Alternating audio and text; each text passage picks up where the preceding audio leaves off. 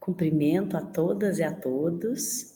Meu nome é Tanilda das Graças Araújo, sou uma mulher branca, de cabelos loiros, com alguns fios grisalhos.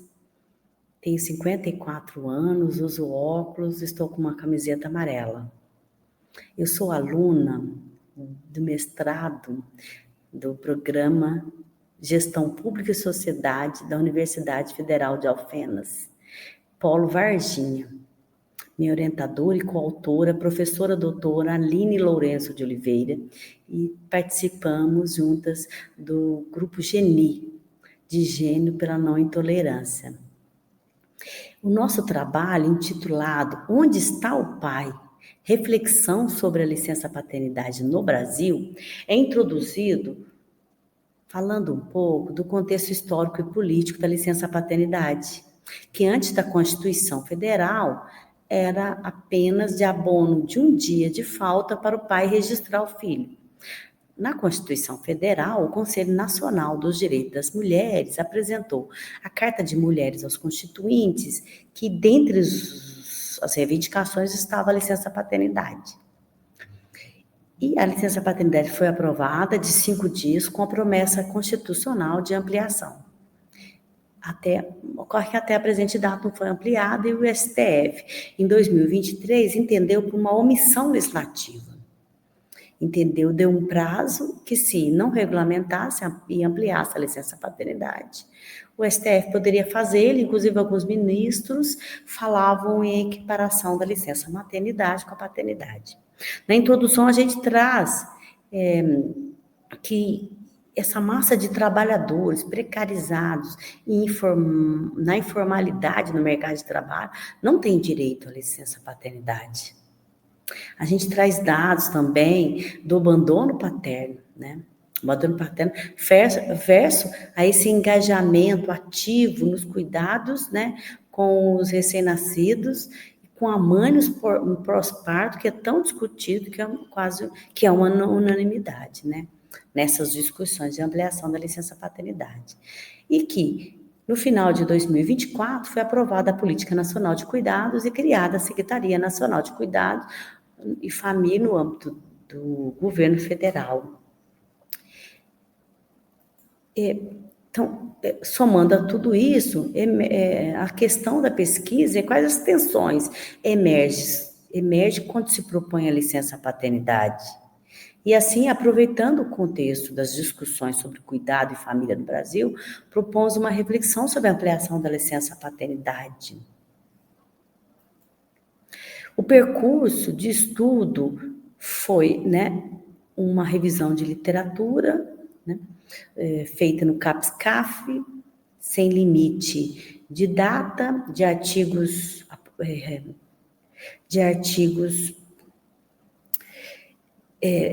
com os termos licença, paternidade sem o hífen, e apareceu apenas 11 artigos de 2016 a 2024, e um que foi excluído de 1992, artigos revisados por pares, né?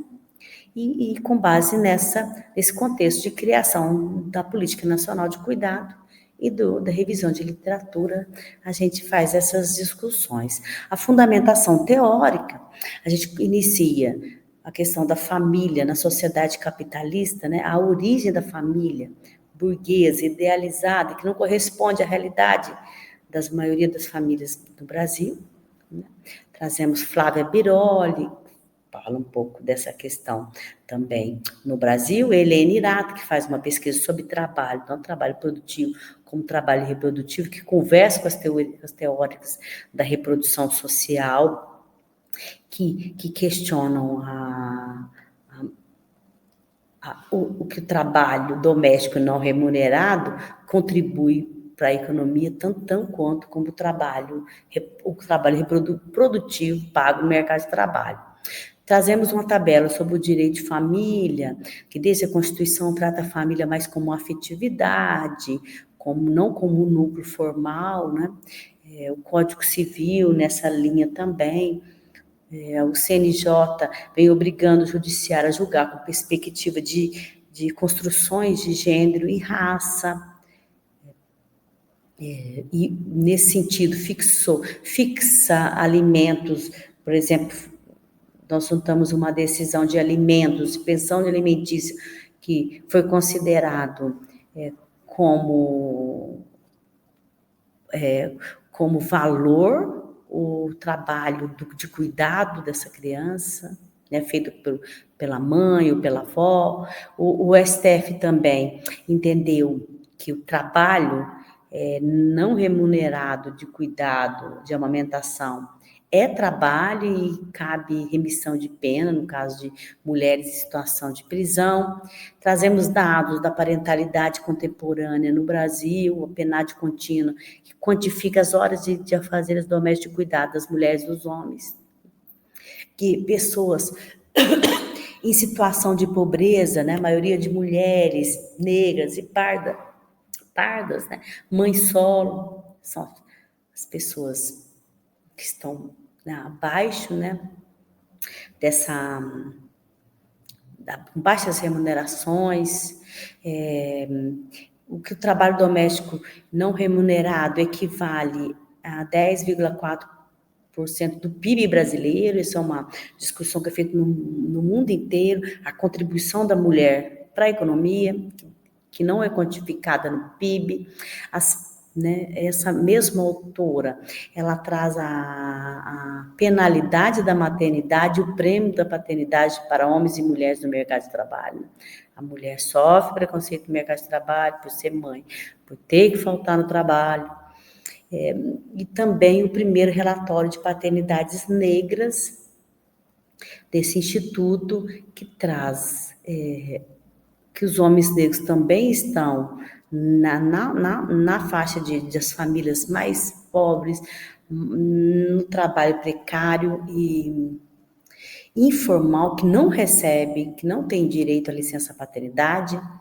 A revisão de literatura, ela traz que a pauta é majoritariamente de interesse feminino, que a licença paternidade apresenta lacunas, né, já que o parceiro deveria participar das consultas de pré-natal. Esse artigo é de 2022 e já existe há mais de 10 anos no Ministério da Saúde a estratégia de participação do pai no pré-natal da parceira. Inclusive a parceira não ir sozinha nas consultas de pré-natal, mas é uma política que não é efetivada.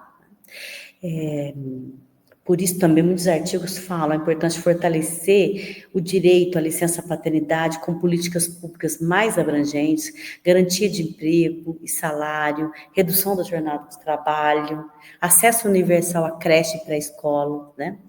Promover redistribuição dos encargos domésticos, deslocando significados tradicionais da maternidade e paternidade, essas construções de gênero, né, do patriarcado, né, que sacrifica as mulheres, e da licença parental, que é uma discussão também no mundo inteiro, de ser uma licença parental, né, que duas pessoas podem tirar concomitantemente, ou uma pode tirar, quando uma volta ao trabalho, a outra pessoa tira a licença para cuidar da criança. As nossas considerações finais é pelo fortalecimento da política nacional de cuidado como eixo estruturante, né,